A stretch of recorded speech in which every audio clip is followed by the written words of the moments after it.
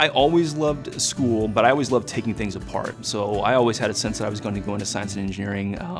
Everything that my dad purchased, once no one was using it that much, I took it apart and tried to figure out why it worked the way it did. Some of the things we were still using, so I took apart our ancient TI, Texas Instrument computer, put it all back together again. The enter key didn't work, but other than that, the thing was functional. But that's it. I mean, it was essentially just constantly taking things apart, asking why. Average day as a teacher is a busy one. It gets rolling around 7 o'clock in the morning, get into school, get prepped for the day's lessons. I teach physics, and so a lot of that involves getting the lab set up for whatever investigations or experiments we might be doing that day. We have 7 periods in the day, and I'll teach 5 of those. So depending on what we're doing, it might be a combination of lecture, some homework, interaction, laboratory investigations, etc. And then have a couple free periods, or planning periods they're called, to clean up the lab, set up new labs, grade homework, talk with other teachers about what's going on in their rooms. And then toward the end of the day, I help out with robotics after school. And then after that, in the evenings, go home, play with the kids, but then there's grading and lesson planning to do for the next day. So I think your biggest responsibility is to help kids be excited and motivated to learn. And if you don't have that at the forefront of your mind all the time, then you're not really doing your job as a teacher. It's not so much filling up a bucket full of knowledge, it's about inspiring a sense of independence and a passion for learning new ideas, exposing yourself to new concepts, and that needs to be the #1 priority in everything that you think about and everything that you do in the day. And so when I engage students, a lot of it is about that.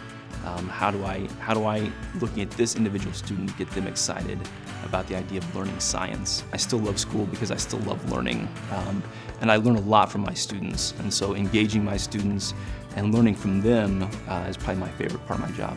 To go from graduating high school to being a teacher, the basic steps are you go to undergraduate school, so you go to college to learn about the particular area that you want to teach in. So if you want to teach science, you go get a science degree.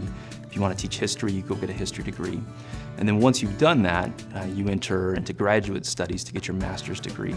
And so you go to school to learn how to be a teacher and not just to learn about the particular subject that you want to teach.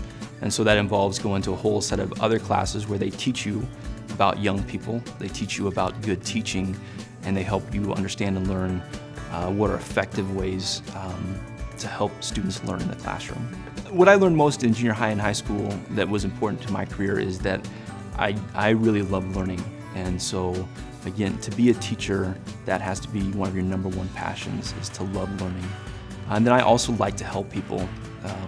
And there are lots and lots of different ways to help people, but I like to help people in the context of the classroom and teaching them new ideas, and getting to think differently about the world. And so where that fit my own talents as being a science teacher and a math teacher is that my science and math teachers I thought were just great people who helped me see the world differently than I would have seen it otherwise, and who made me engage in a way of thinking that I didn't experience before I got into middle school and high school.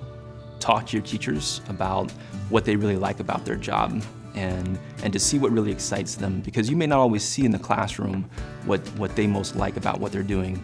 They may be coaching, they may be leading some type of club, they may be doing something outside the classroom as well that gives them as much life and as much excitement as what they're doing in the classroom does. It's really important to do what you love to do, no matter what other people say about it, or no matter how you think society might see it. So there might be certain careers, even teaching might be considered a career that doesn't carry with it the most prestige that you might be able to gain in some career outside of that. But take a look at the people around you and what they're doing, and they may have a really, what we would consider to be a prestigious job, and just not really enjoy it at all. And I think that's part of what I experienced watching my father. Is he had a job that paid well and that provided well, but he didn't really particularly enjoy getting out of bed in the morning and going to that job. Teaching is something that animates me from the minute I get up to the minute I go to bed. It's something I love doing. I couldn't see myself really doing anything else. And so the #1 thing is to make sure that you choose a career based on what you think is going to get you out of bed in the morning and make you excited for that day.